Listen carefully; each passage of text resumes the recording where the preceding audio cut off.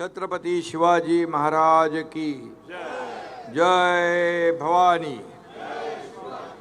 या ठिकाणी चिपळूणचं जागृत श्रद्धास्थान ग्रामदैवत काळभैरवाला वंदन करतो आणि व्यासपीठावर उपस्थित उदय सामंत आताच दुसऱ्या सभेला लांजायला गेलेत। माझे सहकारी मंत्री योगेश कदमजी, डॉक्टर विनय नातूजी, शशिकांत चव्हाण आणि उमेदवार आपले उमेश सकपाळ, प्रशांत यादव, सगळ्यांची नावं घेत नाही मी। सर्व महायुतीचे पदाधिकारी, युतीचे आपले सर्व पदाधिकारी आणि उमेदवार आपले उमेश सकपाळ आणि त्यांच्याबरोबर किती 29 आहे 27 उमेदवारांची टीम या ठिकाणी उभी आहे आणि समोर बसलेल्या माझ्या लाडक्या बहिणी मोठ्या प्रमाणावर आहेत, त्यांचं मी स्वागत करतो। लाडके भाऊही आहेत, पण मी अनेक सभा घेतल्या, माझा आवाज पण थोडा आज जरा बसलाय, परंतु मी महाराष्ट्रभर अनेक सभा घेतल्या आणि त्या सभांमध्ये माझ्या लाडक्या बहिणींची संख्या लक्षणीय होती। खूप मोठ्या प्रमाणावर लाडक्या बहिणी सभेला येत आहेत, उपस्थिती देत आहेत, लाडके भाऊही आहेत, परंतु जे चित्र विधानसभेमध्ये लाडक्या बहिणींचं आम्ही पाहिलं होतं तेच चित्र या स्थानिक स्वराज्य संस्थांमध्ये देखील पाहायला मिळतंय। यावरून आमच्या लाडक्या बहिणींनी ठरवलेलं आहे की यावेळेस युतीच्या उमेदवारांना निवडून द्यायचं आणि इथं तर आपली शिवसेना, भाजपा आणि रिपाईची युती आहे। चिपळूणमध्ये आता पुन्हा भगव्याचंच राज्य आणायचं आहे। योगेश कदम म्हणाले की रत्नागिरी जिल्ह्यामध्ये झालेल्या विधानसभेच्या निवडणुकांमध्ये महायुतीला प्रचंड असं यश आपण दिलं, त्याबद्दल देखील आपल्या सगळ्यांना मी मनापासून धन्यवाद देतो, मनापासून आपले आभार मानतो। आणि प्रचाराची धामधूम आता अगदी शेवटच्या टप्प्यामध्ये आलेली आहे, उद्यापर्यंत प्रचार आहे, परंतु यावेळेस मला एक समाधान आहे। या महाराष्ट्राच्या कानाकोपऱ्यामध्ये जिथं जिथं मी फिरलो त्या त्या भागामध्ये शिवसेना आणि धनुष्यबाण पोचला आणि इथं शिवसेना, भाजपा, रिपाईची आपली महायुती आहे। या युतीच्या माध्यमातून आपल्याला विकास घडवायचा आहे आणि आज विकास घडवत असताना या ठिकाणी मी एवढंच सांगेन की आम्ही युती म्हणून राज्यामध्ये काम करतोय। मी मुख्यमंत्री असताना 2.5 वर्षामध्ये या राज्यामध्ये जे काम केलं ते आपण पाहिलेलं आहे। अनेक विकास प्रकल्प जे थांबले होते ते आपण त्याला चालना दिली, अनेक लोकाभिमुख कल्याणकारी योजना आपण सुरू केल्या आणि त्या कल्याणकारी योजनांमध्ये मला सगळ्यात माझी आवडती योजना कुठली असेल तर मुख्यमंत्री माझी लाडकी बहीण योजना। आणि ही योजना सुरू करताना अनेक विरोधकांनी त्यामध्ये अडथळे आणले, आता त्याच्यामध्ये कोर्टात गेले, योजना ही फसवी आहे, चुनावी जुमला आहे, असं तसं आरोप करत होते। परंतु एकनाथ शिंदे मुख्यमंत्री होता, देवेंद्रजी आणि आम्ही अजितदादा आम्ही ठरवलं की कुठल्याही परिस्थितीमध्ये ही योजना लागू करायची आणि ही योजना आम्ही लागू केली, तिची अंमलबजावणी केली। आणि मी आपल्याला सांगतो आताही काही लोक अफवा पसरवत आहेत, पण मी आपल्याला सांगतो, लाडकी बहीण योजना कधी कुणी माईकाला आला तरी सुद्धा कधीही बंद होणार नाही, कारण ती आपण सुरू केलेली आहे. त्यामुळे हे पोटदुखी जे आहे विरोधकांना सातत्याने होत असते, सातत्याने त्यांच्या पोटदुखीला आम्ही बाळासाहेब ठाकरे आपला दवाखाना आहे का इकडं? आहे ना. बाळासाहेब ठाकरे आपला दवाखाना आम्ही महाराष्ट्रात आणि मुंबईत मोफत त्यांचं औषध करण्यासाठी केलेलं आहे, फ्रीमध्ये. परंतु तरी पोटदुखी काही जात नाही. आम्ही आपलं काम करतोय, आम्ही विकासाला चालना देतोय. मी मुख्यमंत्री असताना अनेक प्रकल्प राबवले, लोकाभिमुख कल्याणकारी योजना केल्या. देवेंद्रजी आता आम्ही पुढे नेत आहेत, टीम म्हणून आम्ही काम करतोय. परंतु या ठिकाणी विकास हा आपला अजेंडा आहे. बाकी सगळ्या गोष्टी तर होत राहतील. परंतु मला आठवतं आहे, चिपळूणमध्ये त्याचा उल्लेख अनेक लोकांनी केला आहे. जेव्हा पूर आला त्या पुरामध्ये प्रचंड कार्यकर्त्यांचं, आपल्या लोकांचं नुकसान झालं, नागरिकांचं नुकसान झालं.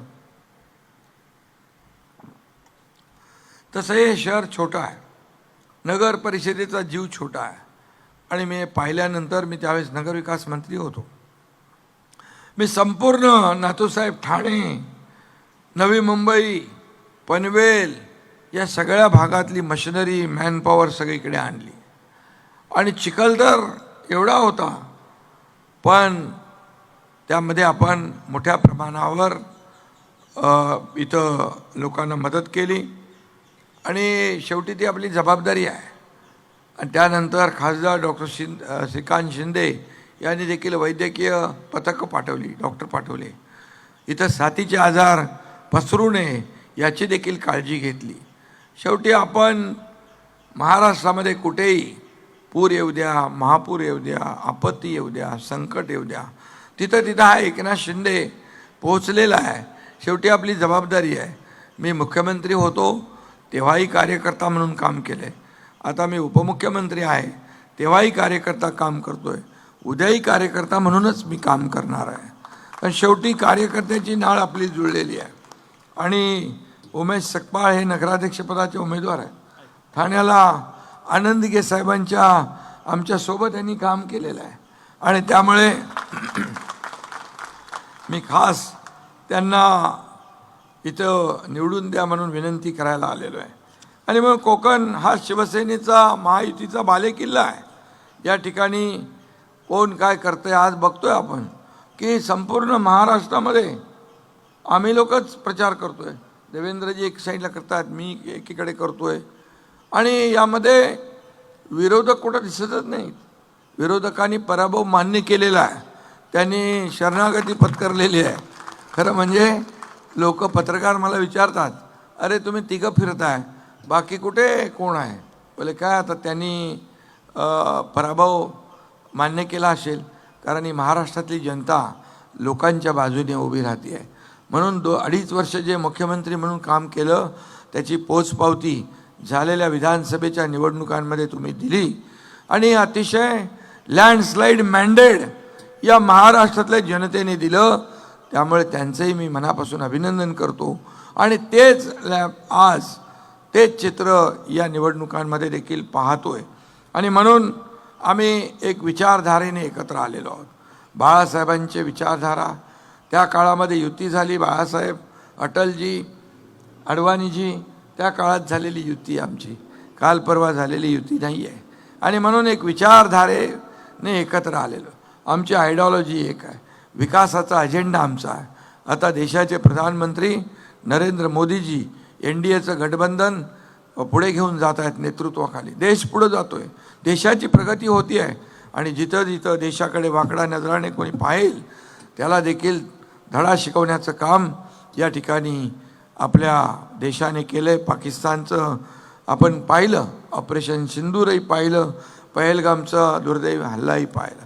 आणि म्हणूनच मी आपल्याला एवढंच सांगतो की आपला अजेंडा हा विकासाचा आहे, विकासाला महत्त्व देतो. मगाशी मला सांगितलं की काय काय आपण केलेलं आहे. या ठिकाणी आज नदीतला गाळ काढण्यासाठी आपण त्यावेळेस निधी दिला. रिटर्निंग वॉलसाठी 15 कोटी दिले. आता निळी आणि लाल रेषा जी आहे, पूर रेषा, हा सगळ्यात महत्त्वाचा विषय आहे.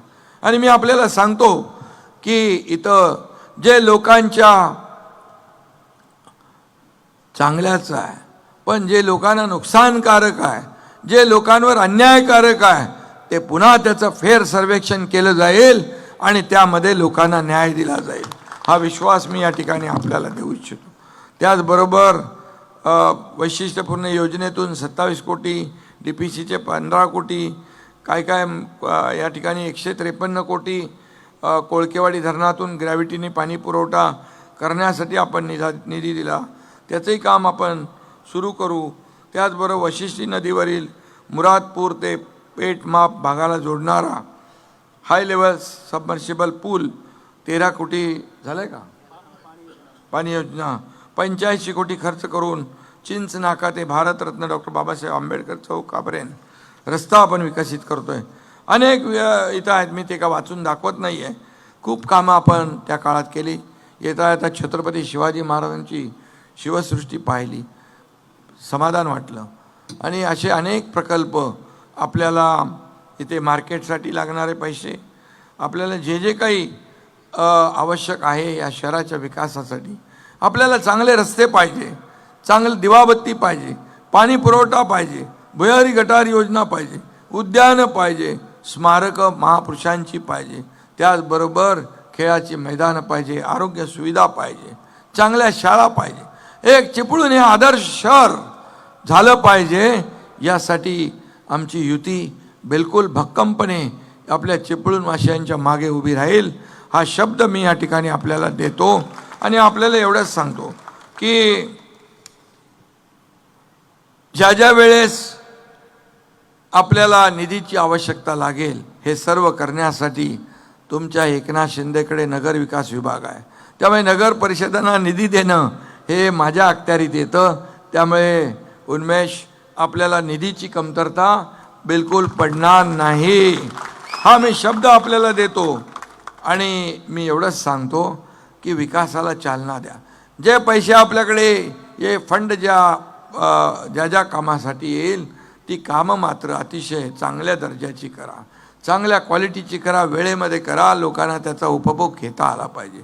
आणि म्हणून या चिपळूण शहराच्या विकासासाठी, चिपळूण शहर काय अगदी सिद्धेश आपलं योगेश इकडं आहे, या कोकणामध्ये नगर विकास खात्याच्या माध्यमातून आपण भरपूर पैसे दिले. आणि याचा अर्थ एकच होता की या ठिकाणी आपल्याला विकास करायचा होता. मी या ठिकाणी हेही सांगेन की आपल्या सरकारने, शासन आपल्या दारी हा पण कार्यक्रम केला. लोकांच्या, बाळासाहेब सांगायचे, कार्यकर्ता घरात नाही, लोकांच्या दारात शोभून दिसतो. शासन आपल्या दारीच्या माध्यमातून आपण 4 कोटी लोकांना फायदा दिला, 4 कोटी लोकांना. आणि 4 कोटी लोकांना त्याचा फायदा झाला का? लाभ पूर्वी नव्हते, लाभार्थी नव्हते, योजना नव्हत्या, होत्या, पण त्याच्या चक्रा मारून लोक कंटाळून जायचे. परंतु आता त्यावेळेस आम्ही शासनच लोकांच्या दारी घेऊन झालो. आता विकास चिपळूणमध्ये, चिपळूणच्या घराघरात आपल्याला आणायचं आहे. आणि त्यासाठी युतीला मतदान करा अशी विनंती मी आपल्याला करतो. मी या ठिकाणी एकदा कोल्हापूरला शासन आपल्या दारी या कार्यक्रमामध्ये होतो. इथं मुस्लिम भगिनी पण दिसतात. एक मुस्लिम भगिनी स्टेजवर आली, तिच्या हातामध्ये एक छोटं बाळ होतं. मी म्हणालो काहीतरी अडचण असेल तिची. म्हणालो काय झालं? तर म्हणाली इसका नाम दुआ है. मग मी म्हणालो काय झालं बाबा, क्या हुआ? तर बोले हिने तुम्ही तुमच्या मुख्यमंत्री सहाय्यता निधीमधून 3 कोटी रुपये दिले आणि त्या 3 कोटीमध्ये मी माझ्या या मुलीचं ऑपरेशन केलं, छोटं बच्चू, आणि ऑपरेशन केल्यामुळे तिचा जीव वाचला म्हणून तिचं नाव त्यांनी दुआ ठेवलं. 450 कोटी रुपये योगेश आपण मुख्यमंत्री सहाय्यता निधीतून 2.5 वर्षात लोकांना दिले. 70,000 लोकांचे प्राण वाचवण्याचं काम केलं. लाडकी बहीण योजना तर केलीच, पण लेक लाडकी लखपती योजना केली. या ठिकाणी एस टीमध्ये 50% सवलत देण्याचा निर्णय आपण घेतला. त्याचबरोबर मुलींचं उच्च शिक्षण मोफत करण्याचा निर्णय घेतला. पूर्वी 50% फी आपण सरकार भरत होतो. उच्च शिक्षण, मग कोणाला मेडिकल करायचं, इंजिनिअरिंग करायचं, कोणाला उच्च शिक्षण घ्यायचं आहे, 50% सरकार भरत होतं, 50% ते पालकांनी भरायची होती. पण दुर्दैवाने एका मुलीने आत्महत्या केली. मी मुख्यमंत्री होतो, 12:30 वाजता एक टी व्हीवर बातमी ऐकली, बघितल्यानंतर मला फार मनाला वेदना झाल्या. मी एक संवेदनशील कार्यकर्ता आहे आणि त्याच वेळेस मला समजलं की त्या मुलीने आत्महत्या केली की 50% फी आपले वडील भरू शकत नाहीत, ते आत्महत्या करू शकतात आणि म्हणून त्या मुलीने आत्महत्या केली. मी आपल्याला सांगतो, मी त्यावेळेस विचार केला की खऱ्या अर्थाने आपण सर्वसामान्यांचं सरकार म्हणतो, गोरगरिबांचं सरकार म्हणतो आणि आपल्या सरकारमध्ये एक मुलगी जर आत्महत्या करत असेल शिक्षणासाठी तर आपल्या सत्तेचा, आपल्या राज्याचा उपयोग काय?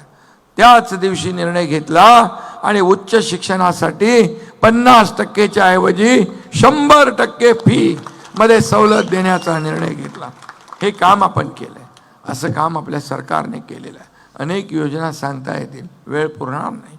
परंतु जे सरकार काम करत होतं, सरकार राज्याला पुढे नेत होतं आणि म्हणूनच मी आपल्याला सांगतो, केंद्रात आपलं महायुतीचं सरकार, राज्यात महायुतीचं सरकार, चिपळूणमध्ये देखील आपण शिवसेना भाजपा युतीचं सरकार आहे ना, आणि या चिपळूणचा विकास करून घ्या.